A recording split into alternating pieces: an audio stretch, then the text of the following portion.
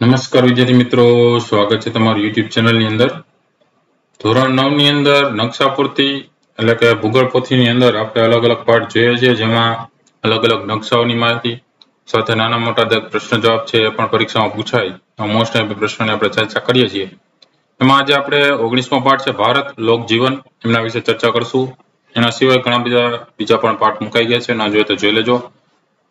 જુદા જુદા વિડીયો જોવા માટે ઉપર પ્લેલિસ્ટમાં જજો. પ્લેલિસ્ટમાં નીચે જશો અને ધોરણ 9 નો અલગથી પ્લેલિસ્ટ છે જ, એમાં તમને જુદા જુદા વિષયના સ્વાધ્યાયપોથીના સ્વાધ્યાયને લગતા મોસ્ટ ટાઈમ પ્રશ્ન જવાબ મળી જશે.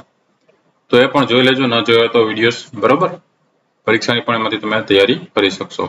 શરૂઆત કરીએ પ્રશ્ન નંબર 1 થી. લોકજીવનની દ્રષ્ટિએ ભારતને 4 વિભાગમાં અહીંયા વહેંચી દીધું છે. પહેલું છે પશ્ચિમ ભારત, બીજું ઉત્તર ભારત, ત્રીજું દક્ષિણ ભારત અને ચોથું પૂર્વ ભારત. હવે આ ચારેય જે ભાગ છે એમાં જુદી જુદી સંજ્ઞાઓ દર્શાવી છે, જ્યાંથી ખ્યાલ આવે કે આ રાજ્યો કે બાજુ છે. જેમ કે પશ્ચિમ ભારતના રાજ્યોમાં રાજસ્થાન, ગુજરાત, મહારાષ્ટ્ર, મધ્યપ્રદેશ, ગોવા વગેરે. તેમાં ગુજરાતના સંઘ શાસિત પ્રદેશોમાં દીવ અને દમણ તથા દાદરા નગર હવેલીનો પણ સમાવેશ થાય છે. બીજું છે ઉત્તર ભારતના રાજ્યો, એમાં આવશે પંજાબ, હરિયાણા, હિમાચલ પ્રદેશ, ઉત્તર પ્રદેશ, ઉત્તરાખંડ, દિલ્હી રાષ્ટ્રીય રાજધાની છે, તેમજ કેન્દ્રીય શાસિત પ્રદેશમાં જમ્મુ કાશ્મીર અને લદ્દાખ. ત્રીજું આવે છે દક્ષિણ ભારતના રાજ્યો, એમાં આવે છે આંધ્રપ્રદેશ, તેલંગાણા, કર્ણાટક, તમિલનાડુ, કેરળ. આ પ્રદેશમાં સંઘ શાસિત જે પ્રદેશ છે પોંડિચેરીનો પણ સમાવેશ થાય છે. ચોથું એમાં આવે છે એ છે પૂર્વ ભારતના રાજ્યો, એમાં આવશે બિહાર, ઝારખંડ, છત્તીસગઢ, ઓડિશા, પશ્ચિમ બંગાળ, અસમ, અરુણાચલ પ્રદેશ, નાગાલેન્ડ, મણિપુર, મિઝોરમ, ત્રિપુરા, મેઘાલય, સિક્કિમ વગેરે. તો એ રીતના 4 અલગ અલગ ભાગમાં વહેંચી દીધા છે, બરાબર. હવે એ જ આપણે કીધું કે આગળનો જે નકશો પાન નંબર 46 ઉપર છે, એમાં બતાવેલા રાજ્યોને નીચે આપેલા નકશામાં સંજ્ઞા સૂચિ પ્રમાણે યોગ્ય ચિહ્નથી દર્શાવવાના છે. જેમ કે આપણે જોઈએ તો ઉપરથી શરૂઆત કરીએ તો લદ્દાખ અને જમ્મુ કાશ્મીર, હિમાચલ પ્રદેશ, પંજાબ, ઉત્તરાખંડ, હરિયાણા, ત્યાં આવશે દિલ્હી રાજધાની, પછી ઉત્તર પ્રદેશ, પૂર્વ બાજુ જઈએ તો અરુણાચલ પ્રદેશ, અસમ, નાગાલેન્ડ, મણિપુર, મિઝોરમ, ત્રિપુરા, મેઘાલય અને સિક્કિમ. આ બાજુ આવશે ભાગ બિહાર, ઝારખંડ, પશ્ચિમ બંગાળ, ઓડિશા અને છત્તીસગઢ. ત્યાર પછી પશ્ચિમમાં ગુજરાત, રાજસ્થાન, મધ્યપ્રદેશ, મહારાષ્ટ્ર, દીવ, દમણ, દાદરા અને નગર હવેલી. ત્યાર પછી દક્ષિણમાં તેલંગાણા, આંધ્રપ્રદેશ, કર્ણાટક, ગોવા, કેરળ, તમિલનાડુ, પોંડિચેરી. ત્યાર પછી પ્રશ્નનો જવાબ જોઈએ આપણે. એમાં ત્રીજો પ્રશ્ન છે સાચા જોડકા જોડવાના છે, જેમાં વિભાગ એ ની અંદર આપ્યો છે નૃત્ય, વિભાગ બી ની અંદર આપ્યો છે રાજ્ય. પેલા જોડકાની અંદર પેલું છે ઘુમર નૃત્ય છે કયા રાજ્ય માટે છે, તો રાજસ્થાન માટે, તો પેલામાં 4. બીજું ભાંગડા છે ક્યાં થાય છે, તો કે ભાંગડા છે પંજાબની અંદર થાય છે, તો બીજામાં 1. ત્રીજું છે કથકલી, કથકલી કેનું પ્રખ્યાત છે, તો કે કેરળનું, ત્રીજામાં આવશે 5. ચોથું છે ભરતનાટ્યમ, ભરતનાટ્યમ છે તમિલનાડુમાં થાય છે, તો ચોથામાં 2. બીજા જોડકાની વાત કરીએ, વિભાગની અંદર આપ્યા છે રાજ્યો, વિભાગ બ ની અંદર આપ્યા છે તહેવારો કે ઉત્સવો. પેલું છે ઉત્તર પ્રદેશ, ઉત્તર પ્રદેશમાં હોળી વખણાય છે, તો પેલાનો 5. બીજું તમિલનાડુમાં પોંગલ થાય છે, તો બીજામાં 4. ત્રીજું પશ્ચિમ બંગાળમાં દુર્ગા પૂજા થાય છે, તો ત્રીજામાં 1. ચોથું કેરળમાં ઓણમ વખણાય છે, તો ચોથામાં 3. ત્રીજું જોડકું છે એમાં નૃત્યોની સામે રાજ્યો આપ્યા છે, વિભાગોની સામે વિભાગ બી જોડતા જઈએ. બિહુ નૃત્ય છે પેલામાં આપ્યું છે, તો એમાં અસમ આવશે, તો પેલામાં 2. બીજું કથક છે ઉત્તર પ્રદેશ, તો બીજામાં 4. ત્રીજું લાવણી આવશે મહારાષ્ટ્રમાં, ત્રીજામાં 1.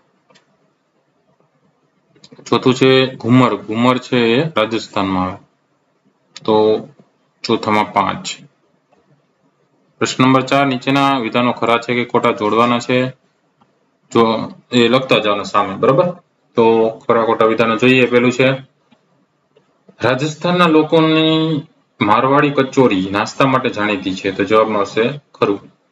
બીજું મહારાષ્ટ્રના લોકોને જલેબી પ્રિય છે, તો જવાબમાં આવશે ખોટું. બીજું ગુજરાતની સ્ત્રીઓ ઘેરવાળો ચણિયો કબજો અને ઓઢણી ઓઢે છે, એમાં આવશે ખોટું. ચોથું, ગોવામાં કોંકણી ભાષા બોલાય છે, જવાબમાં આવશે ખરું. પાંચમું, ગણગોર રાજસ્થાનનો તહેવાર છે, એમાં આવશે ખરું. છઠ્ઠું, ગુજરાતના ધોળકા તાલુકામાં વોઠાનો મેળો ભરાય છે, એમાં આવશે ખરું.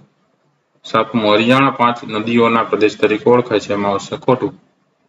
આઠમું, ભારતમાં અમદાવાદમાં કુંભ મેળો ભરાય છે, એમાં આવશે ખોટું. નવમું, કથકલી કર્ણાટકનું પ્રસિદ્ધ નૃત્ય છે, એમાં આવશે ખોટું. 10મું, સાતવો બિહારના લોકોની વિશિષ્ટ વાનગી છે, એમાં આવશે ખરું. પ્રશ્ન નંબર 5, નીચેના પ્રશ્નોના એક બે શબ્દોમાં ઉત્તર લખો. પેલું છે, કેવું તાપમાન ધરાવતા પ્રદેશોના લોકોનો પહેરવેશ સુતરાઉ, આછા રંગોવાળો અને ખુલતો હોય છે? જવાબમાં આવશે ગરમ ભેજવાળો. બીજું છે, રાજસ્થાન લોકોનો મુખ્ય ખોરાક શું છે? તો જવાબમાં આવશે બાજરી, દાળ બાટી. ત્રીજું છે, રાજસ્થાની લોકોના નાસ્તા માટે કઈ વાનગીઓ જાણીતી છે? જવાબમાં આવશે મારવાડી કચોરી. ચોથું, ગુજરાતની જાણીતી મીઠાઈ કઈ છે? જવાબમાં આવશે જલેબી. પાંચમું, મહારાષ્ટ્રના લોકોને કઈ વાનગી પ્રિય છે? જવાબમાં આવશે સેવ ઉસળ. છઠ્ઠું, ગોવામાં કઈ ભાષા બોલાય છે? જવાબમાં આવશે કોંકણી.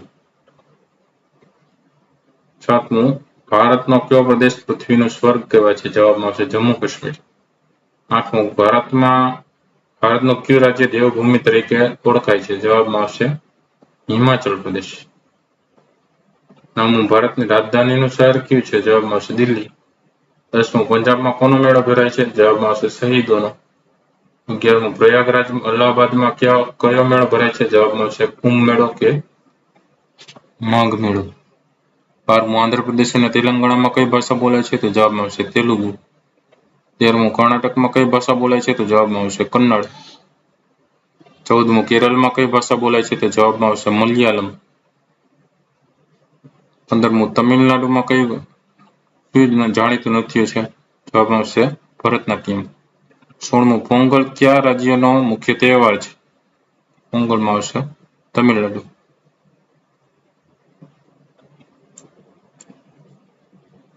છઠ્ઠો પ્રશ્ન છે, નીચેના દરેક વિધાનની ખાલી જગ્યા માટે આપેલા વિકલ્પમાંથી સાચી ખાલી જગ્યા હોય એ ત્યાં જવાબમાં લખવાની છે. પેલું છે, રાજસ્થાની લોકોની મારવાડી ખાલી જગ્યા નાસ્તા માટે જાણીતી છે. જવાબમાં આવશે બી ઓપ્શન કચોરી. બીજી છે, ગુજરાતના થાનગઢ પાસેનો ખાલી જગ્યાનો મેળો જાણીતો છે. તો જવાબમાં એ આવશે તરણેતર. ત્રીજું છે, હિમાચલ પ્રદેશ ખાલી જગ્યા તરીકે ઓળખાતો પર્વતીય પ્રદેશ છે. તો જવાબમાં સી આવશે દેવભૂમિ. ચોથું છે, ખાલી જગ્યામાં શહીદોનો મેળો ભરાય છે. તો જવાબમાં એ આવશે પંજાબ. પાંચમું છે, ખાલી જગ્યા તમિલનાડુનો મુખ્ય તહેવાર છે. તો જવાબમાં સી આવશે પોંગલ. છઠ્ઠું, મહાકવિ ખાલી જગ્યા કહ્યું છે કે મનુષ્યો ઉત્સવ પ્રિય છે. તો જવાબમાં સી આવશે કાલિદાસે.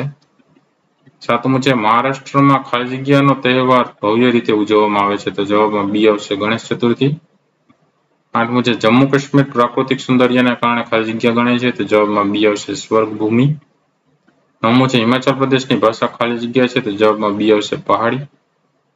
પ્રશ્ન નંબર 7 છે, નીચેના દરેક પ્રશ્નની નીચે આપેલા વિકલ્પમાંથી સાચો વિકલ્પ પસંદ કરીને જવાબ લખવાનો છે. એમાં પહેલું જોઈએ કે કેવા તાપમાનવાળા પ્રદેશના લોકોનો પહેરવેશ સુતરાઉ અને આછા રંગોવાળો હોય છે? તો જવાબમાં એ આવશે વધુ.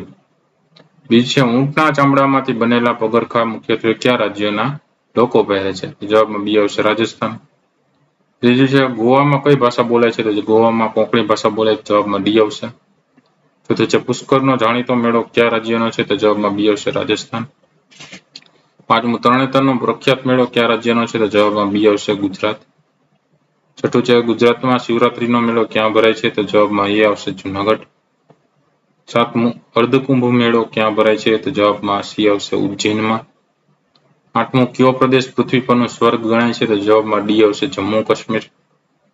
નવમું છે, ઉત્તરાખંડ કેવું ભૂપૃષ્ઠ ધરાવે છે? તો જવાબમાં બી આવશે પર્વતીય.